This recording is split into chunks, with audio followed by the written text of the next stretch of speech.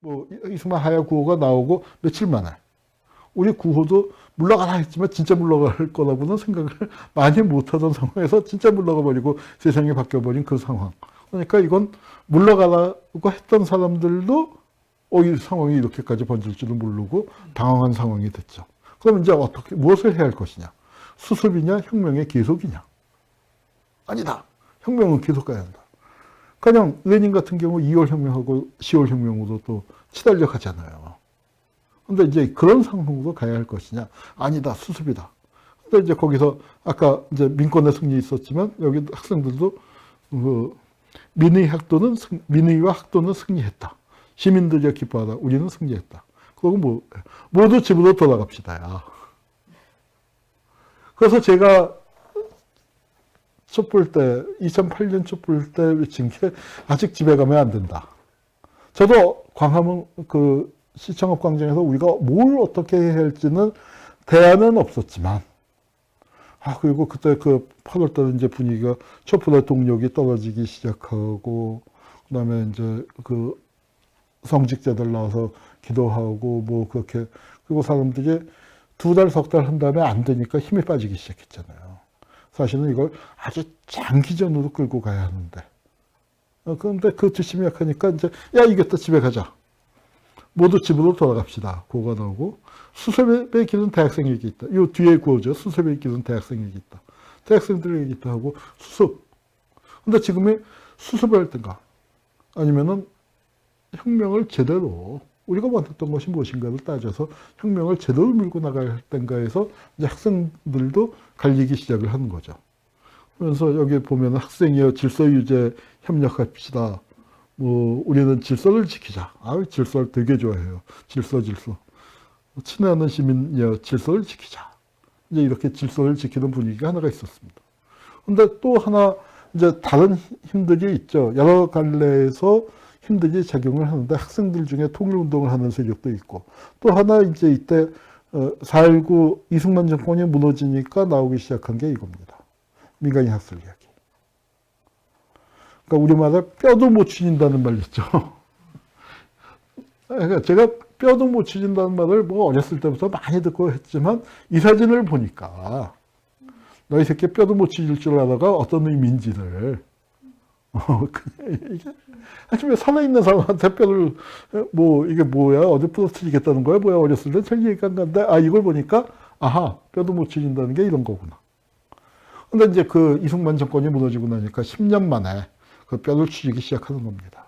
제가 마침 이제 급하게 뜨다 보니까 준비해 놓은 사진이 밀양 사진이 있는데 그러니까 4.19 후의 밀양 여기가 어디입니까? 이거 제가 왜 준비를 했나 보니까 학생들한테 김원봉 얘기하느라고 준비했던 거더라고요.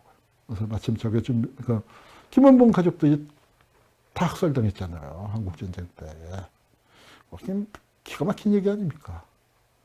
그 유골들, 여기 어딘가에 김원봉 동생들의 유골도 있을지 모르겠어요. 친동생 4명, 사촌 5이 학살당했으니까.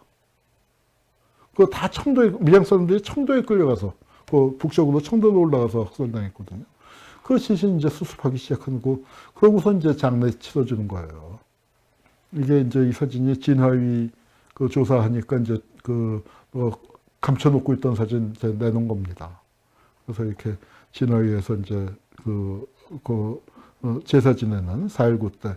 그러니까 이게 7.29 총선 직전이라서 이 후보자 이름도 보이는. 그러니까 4월, 5월, 6월 그 무렵에 이제 이렇게 된 거예요. 그래서 여기 이제 학살된 사람들 찾고 학살당한 사람들 원한의 슬픔을 하는데 참 끔찍한 일이 벌어졌습니다. 민간인 학살 중에서 또 유명한 게 거창 학살이 유명하잖아요. 거창 사건이 유명한데 거창에서 뭔 일이 있었냐. 이 사람이 전 면장인데 뭘 했냐면 손가락 총을 쏜 사람이에요. 여순 사건 제주 4.3 때 손가락 총 얘기 많이 했잖아요. 면장이니까 동네 사람들 모아놓고서 이쪽 저쪽을 가른 사람이에요. 거기 찾아가서 유가족들이 왜 우리 아버지를 왜 우리 어머니를 왜 그렇게 했어 하고 항의를 하니까 그럴 때 정말 엎드려서 싹싹 빌었어야 하는데 좀 뻗댔나 봐요. 내가 뭐 어쩌고 저쩌고 이렇게 했더니 그 사람들이 분노해서 진짜로 거적말이를 해버렸습니다. 거적으로 둘둘 싸서 두들겨 패다가 거적에다 불을 놨어요. 그래서 그 산채로 불태워 죽인 거예요. 정말 끔찍한 일이 일어났는데, 자, 이거 이렇게 하면 안 되겠죠. 보복인데 진상 밝혀라. 범죄자를 안 잡으면 또 보복하겠다. 여러분, 우리가 처벌을 제대로 해야 하는, 공적인 처벌을 해야 하는 중요한 이유입니다.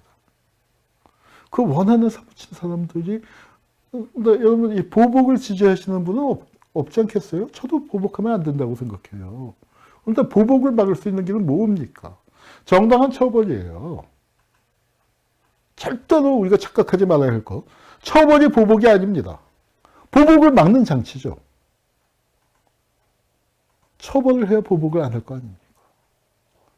그 얘기가 강풀의 26년, 그 만사 26년에서도 그 절절하게 나오는 게, 처벌이 실패한 사회에서 보복하겠다고 나선 사람은 뭐라고 얘기할까요?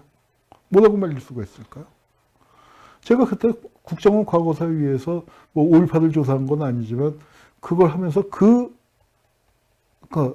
정말 소가니를 하고 있을 때예요.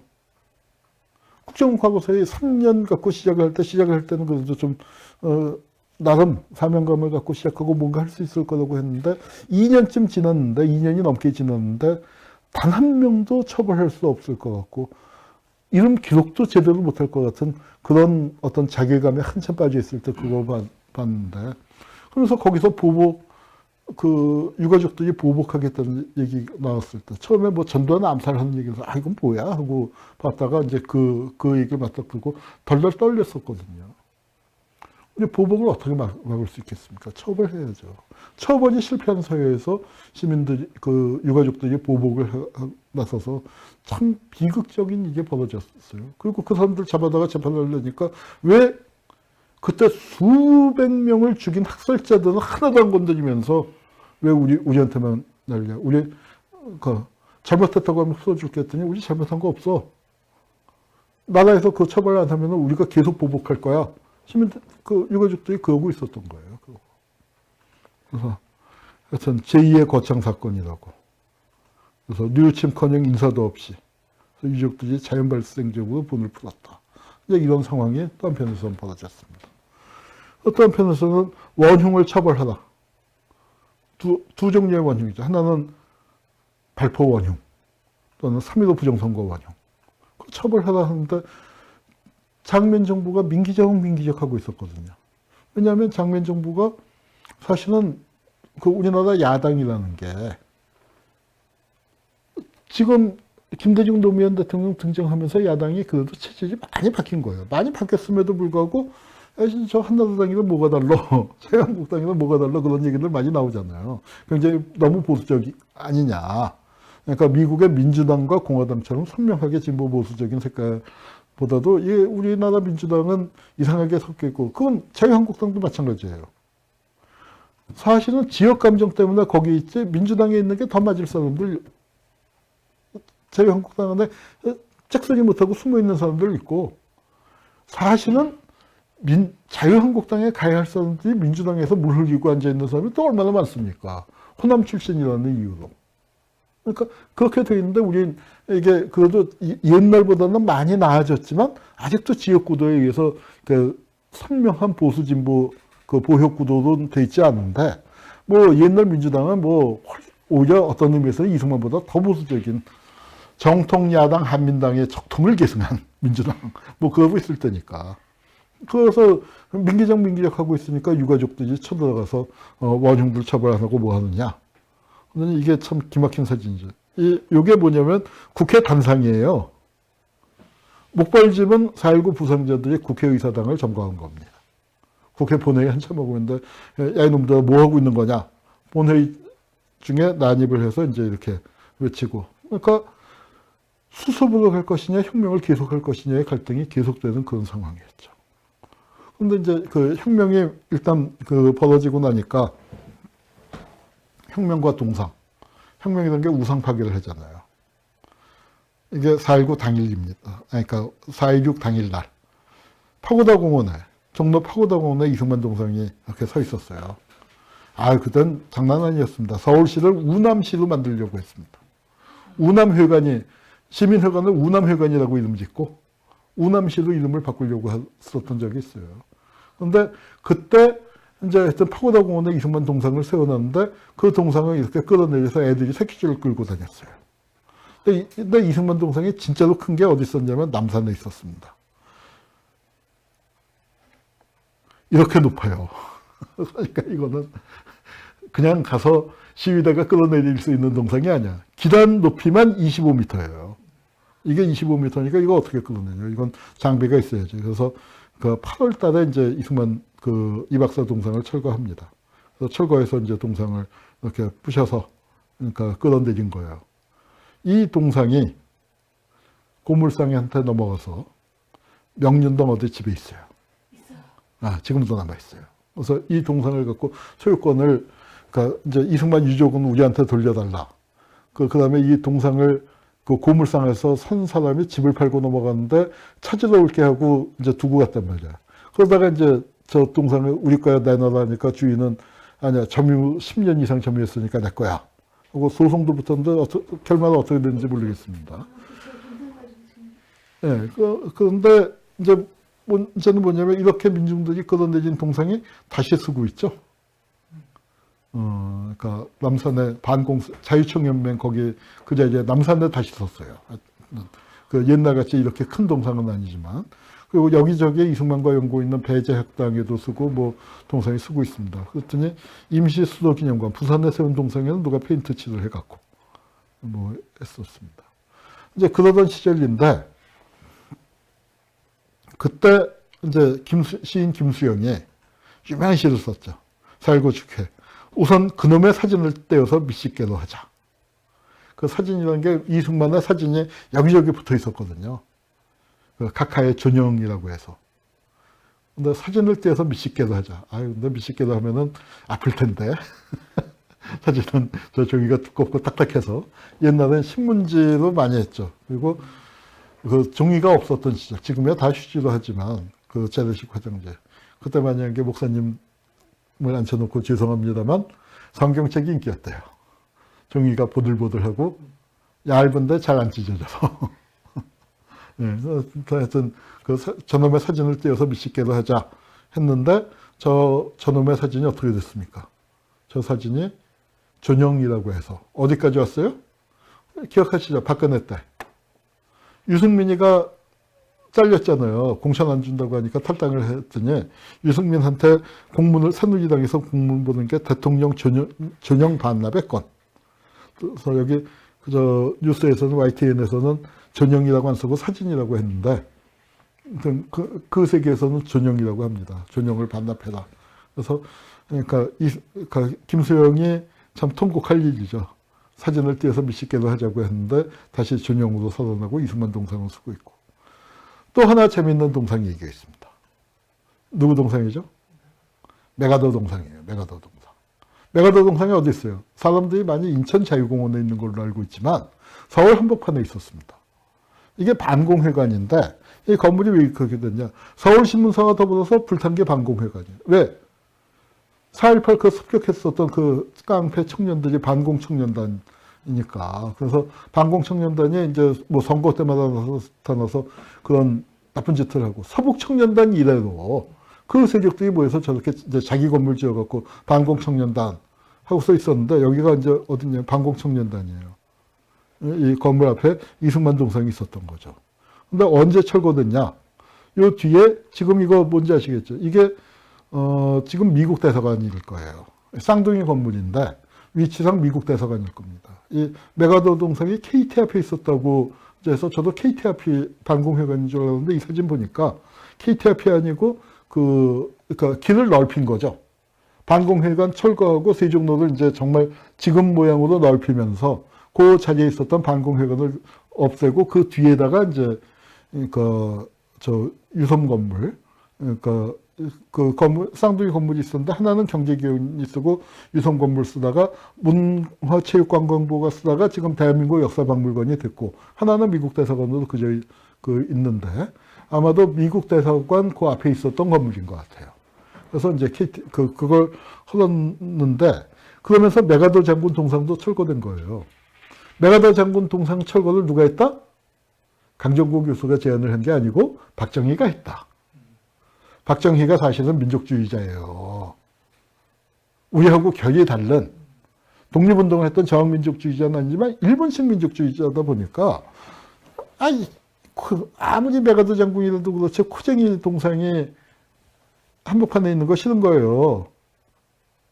그래서 거기에다가 대신 5.16 나고 난 다음에 그건 따로 한번 우리 동상의 역사를 한번 또 할 필요가 있는데, 거기에 광화문 그 세종로에다가 동상을 다 세웠어요. 아니, 이순신 장군만이 아니라 동상을 한 20-30개를 세웠어요. 그건 내가 어렸을 때 본 기억이 나요.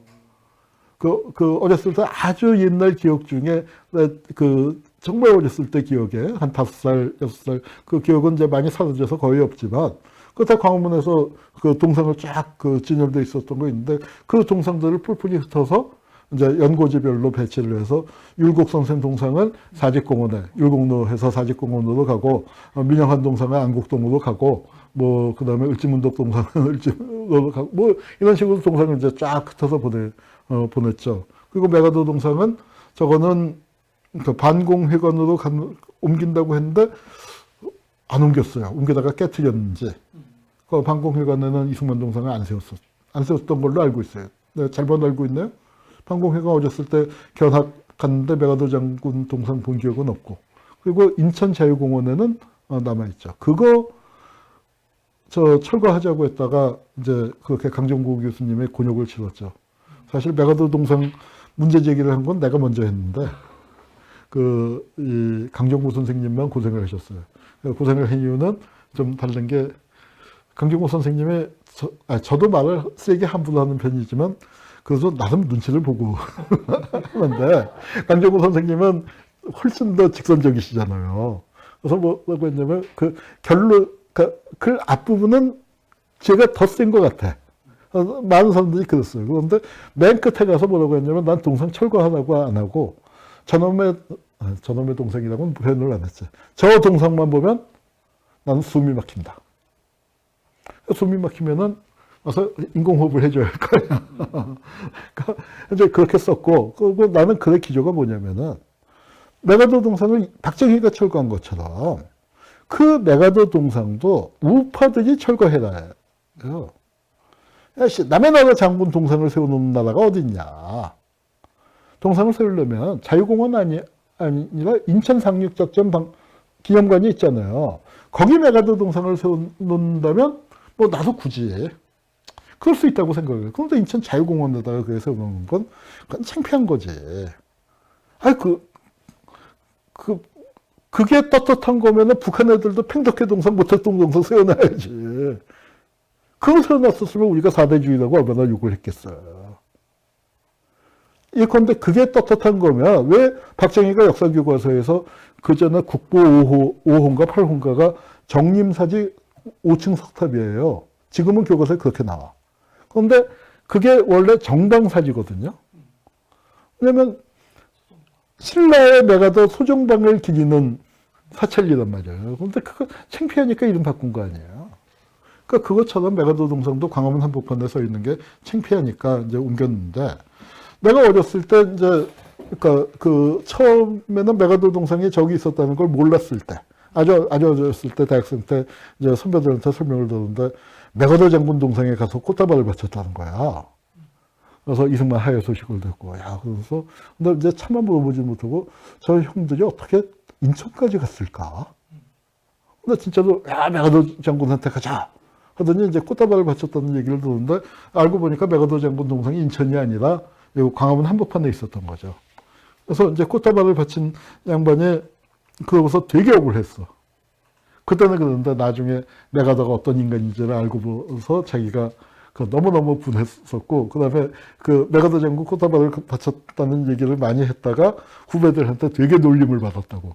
이제 그 얘기를 해서 일본에 가서 어떤 일본의 미국 미국의 일본 점령사를 전공한 교수를 만나서 그 얘기를 했더니 깔깔깔깔대면서 나도 똑같은 경험이 있다 그래요. 야, 내가 하면서 내가 저 메가더 연설 있지, 노병은 죽지 않는다 다만 사라질 뿐이다. 그 연설을 내가 라디오로 생방송으로 직접 들었어. 근데 그때 자기 그 초등학생이었는데 그걸 반에서 틀어줬다는 거예요, 선생님이. 근데 진짜로 그 연설을 듣고 반에 한 30-40명 되는 애들 중에서 절반이 울었대. 진짜로. 내가 그때 인기가 그렇게 좋았었다는 거예요. 그래서 자기도 그때 펑펑 울었는데 나중에 일본사를 제대로 공부하게 되면서 메가더가 어떤 인간인지를 알고 그거를 어렸을 때 그거를 너무너무 억울했는데 야, 한국에 나 같은 놈도 하나 있구나 하고 되게 좋아하더라고요. 그래서 한참 웃었었는데 이제 그때 이 자유혁명의 꽃다발을 갖다 바친 거는 어떤 의미가 있냐. 이승만의 동상은 끌어내렸지만 우리는 반미가 아니다. 그리고 여기다가 여기 공산 침략의 격퇴자 메가더 장군 만세라고 썼잖아. 여기 보면 공산 침략의 격퇴자가 더 선명하게 보이죠. 즉 우리는 반독재지 반공 아니야를 분명히 했었던 거예요. 그런데 그거는 그 당시의 시위대의 일반적인 분위기였습니다.